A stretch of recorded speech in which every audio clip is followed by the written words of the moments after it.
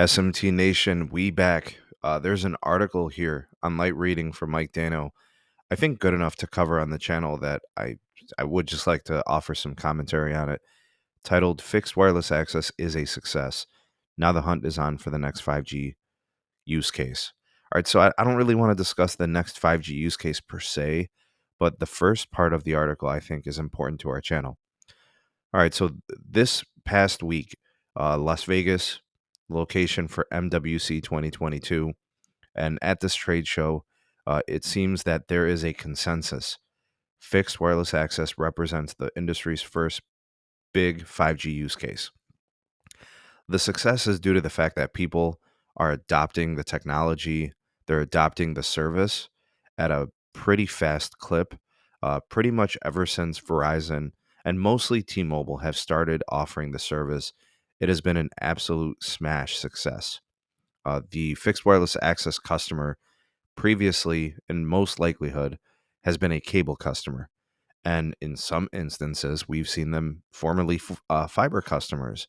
And obviously, DSL and satellite customers easily churning over to fixed wireless access.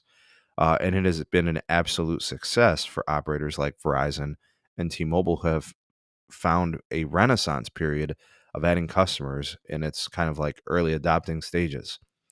All right, so fixed wireless access now accounts for 1.5 million fixed wireless access customers. In T-Mobile's side of it, they are the nation's ninth largest ISP just by launching a full-scale service. And that's according to Broadband Now. They're the nation's fifth fastest ISP. So pretty much instantly, companies like T-Mobile have found success here. For the first time ever, cable operators have lost customers. For the first time ever, they have had negative growth. We've never seen that because cable really hasn't had competition. And due to that, we've started to see like advertisements and marketing and commercials by big cable, Comcast, Charter, who operate like Spectrum Mobile and Xfinity Mobile. They're starting to acknowledge this publicly in their advertisements, name dropping companies like T-Mobile and kind of trying to poke at them and saying, you know, your speeds will vary during the day and they can't offer you the same downlink and uplink and all these things. Clearly, the fixed wireless service has struck a chord. Okay, now here's a comment from Neville Ray. That is T-Mobile's president of technology and networking chief. Quote, great progress. Very confident in what we're delivering. Delighted with the speeds that we're delivering on in-home broadband. I think we are bringing to the market probably the real first 5G use case. Everybody has been hunting for this thing, but in-home broadband, fixed wireless is here, and it's here to stay. Now, if you ask Big Cable, and some analysts who I think side with Big Cable for whatever reason, have described fixed wireless access as a quote-unquote parking lot for future cable subscribers. So they're basically saying that customers are only on fixed wireless temporarily to go back to cable eventually due to fixed wireless access not being able to keep up with the skyrocketing home data usage. And fixed wireless access customers would eventually have to go back to cable because fixed wireless access couldn't cut it. I think the disconnect here is that people are assuming that fixed wireless access won't adjust, that they won't continue to add more capacity to serve their current consumer base plus the growth that they have while still maintaining good mobile experiences for the customers that the networks were intended for. So I 100% disagree with the premise that this is temporary. Customers are not leaving big cable for the most part because of speed tiers, right? Speed tiers on cable are usually better.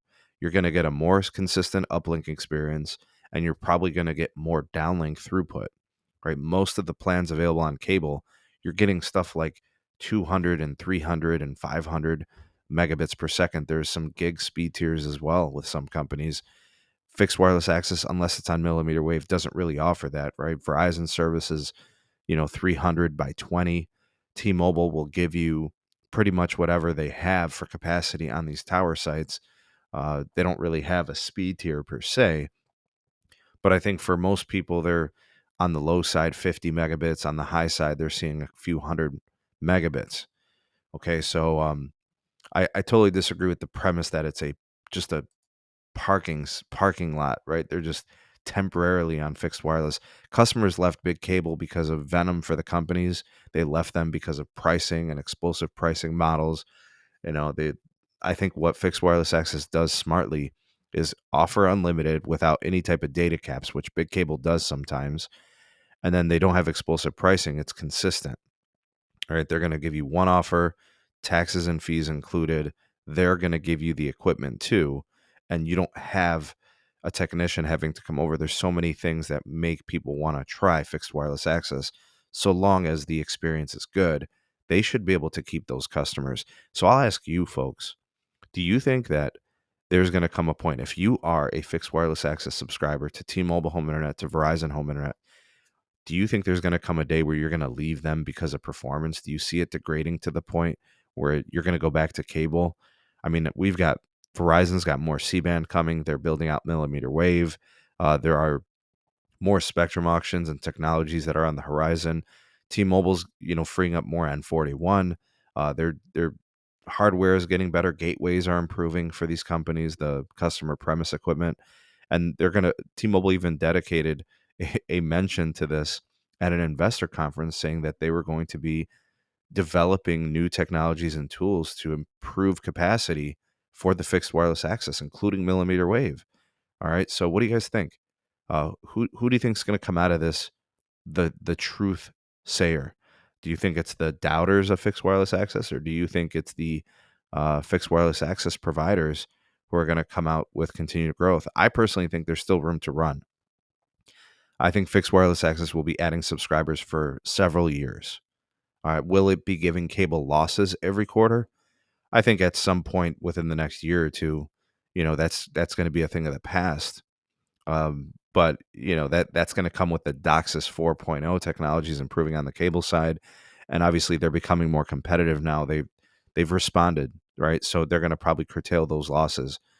Cable would be smart to do so, but that's kind of how I see it. I still think we're going to have you know 10, 15 million people, customers in this country on fixed wireless access because it's good. All right, and it's only going to get better. Comment down below. You all the voice of the people, the SMT Nation. Let your voice be heard. Like, share, subscribe for more. Hit that notification bell so you never miss an upload. Consider subscribing and then join us as a member to support us and get early access to content and exclusive perks not found anywhere else. Thanks for watching. See you on the next one. Peace.